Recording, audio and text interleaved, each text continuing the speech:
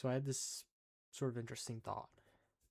If I were to travel or time travel, and me and my past self were to meet, um, would we share the same consciousness, or would it be separate? Me and my past self would be different in the sense that we do not share the same consciousness, um, because we are two different beings, from two different periods, who have observed different things. One has observed more, one has observed less, so we cannot be the same. We cannot share the same consciousness.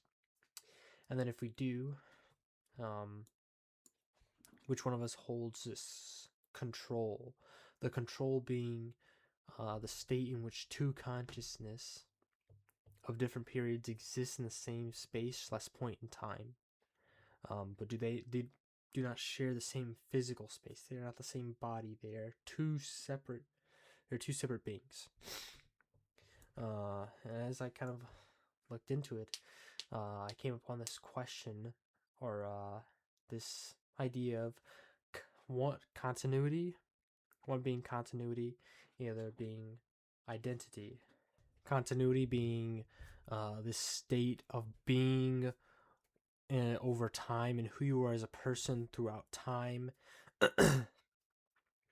and those sort of changes, or like that time span, what you've gone through. Well, identity is who you are yourself as a person. I don't know if I explained that properly. I mean, I understand it, but I don't know if I could put it into words properly.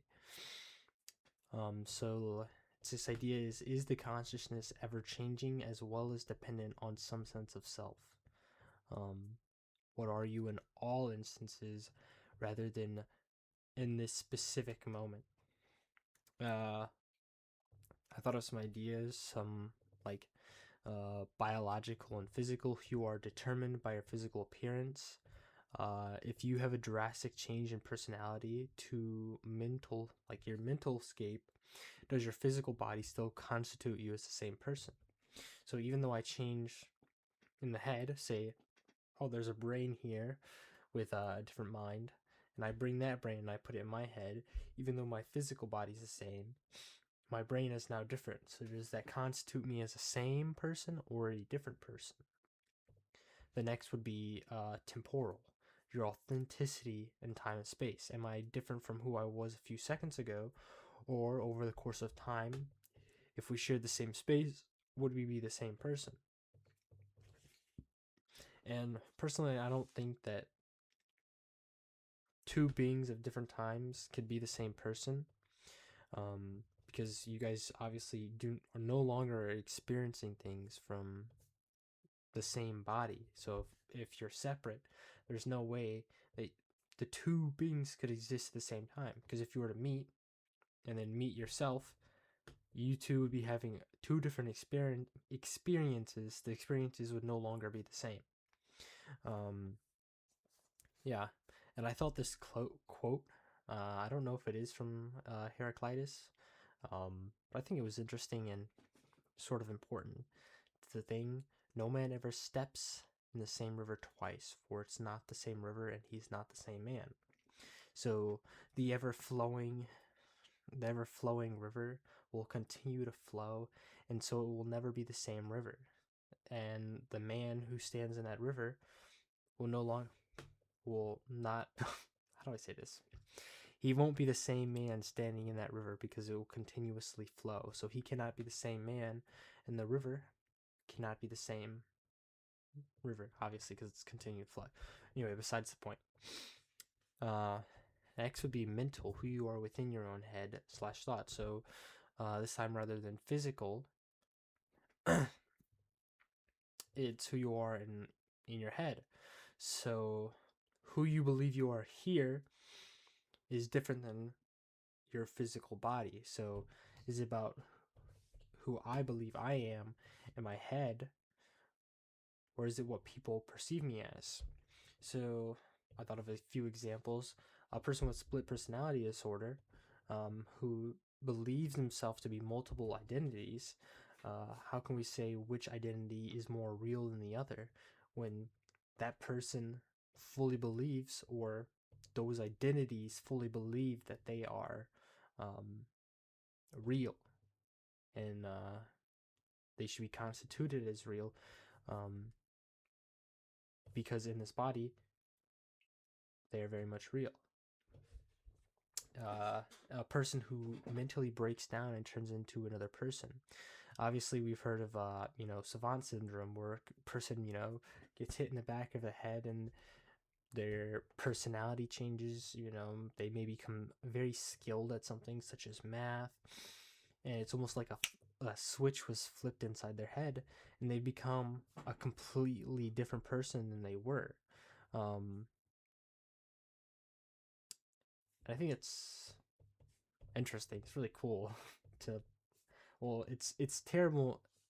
It's cool in like a cruel way, because you're no longer the person that you were, but you're still the same person, I guess, because it's not like you as a person has just completely changed, even though your personality has, and sort of all your thoughts and maybe even memories. So, sort of like an amnesiac.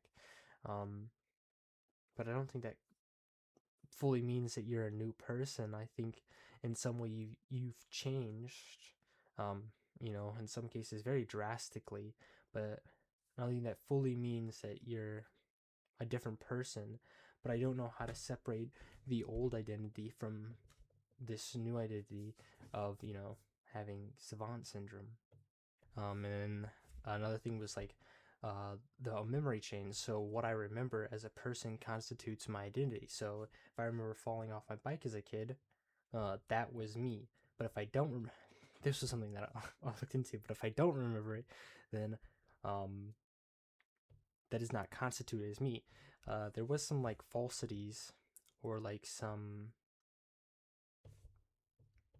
sort of, I don't know.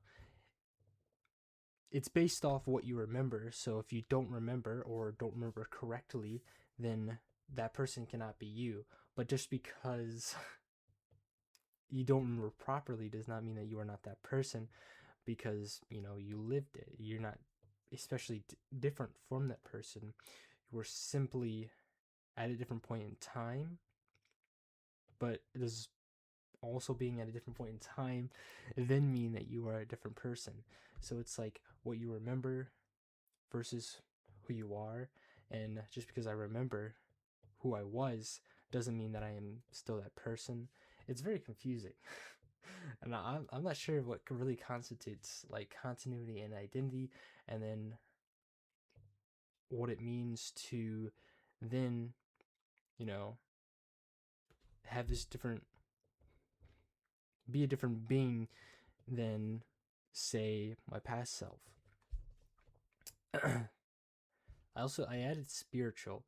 Is the idea of you as a person something that can be totally verified because it's ever changing? So obviously you as a person are always changing into something else. So can we really verify that you are this one singular person, even though you've changed, had this constant change that has occurred during your lifetime? Are you the same person as you were when you were a child? Probably not. But does that mean that your child self is a completely different being than, say your adult self? Are you separate, or are you sort of this constantly changing entity?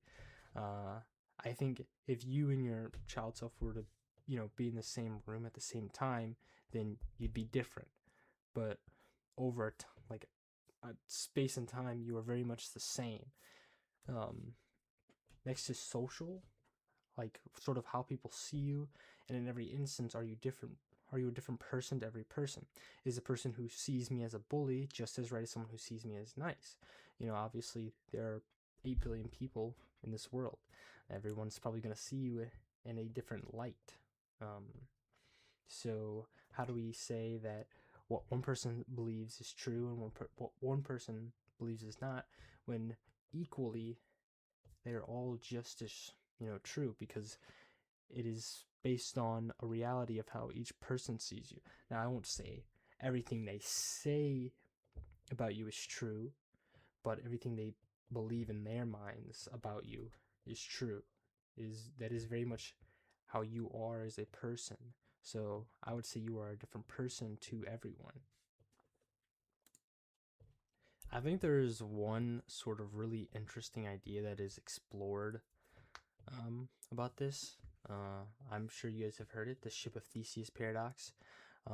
As time goes on and the ship's parts are replaced, is the ship still the same ship? Is it still Theseus' ship, or is it a completely new ship? Even though all its parts have been placed, even as a person, after about 7 years, all your cells have changed, your memories have changed, you become in entirety a new person because you have changed from your old self. You're no longer, fully similar. But I think it's also based on identity. If the ship of Theseus is still, being captained by Theseus, then I think that it is still a ship of Theseus. So if we apply that to us as people, if I if I am still in my identity, and I still claim myself to be me, then I am then still the ship. I am still me. I think if a different consciousness or a different brain were to come in my head, then it'd be very different. But if I were to make a drastic change, like say Savant syndrome, I think I would still be me because I still claim my identity as the same person, even though I have changed. I think, yeah. So I think it depends on the captain of the ship and what you yourself believe to be, rather than the full physical parts that make you up. One thing that could contradict this is, do clones share a consciousness with the main body? No, so they cannot be the same. Even though you guys share an identity and are basically captained by that same identity, you guys cannot be the same because you guys are experiencing the world at different how do I say, you're experiencing the world in different ways. So my eyes are not capturing what that clone sees. So if that clone sees me and I see the clone, we are obviously two very different identities. He can go out and live in Japan, but I myself am not going out and living in Japan. So how do we constitute a clone as an identity of you? Is it you, or is it something separate? One thing I came across, it was like qualitative versus quantitative identity.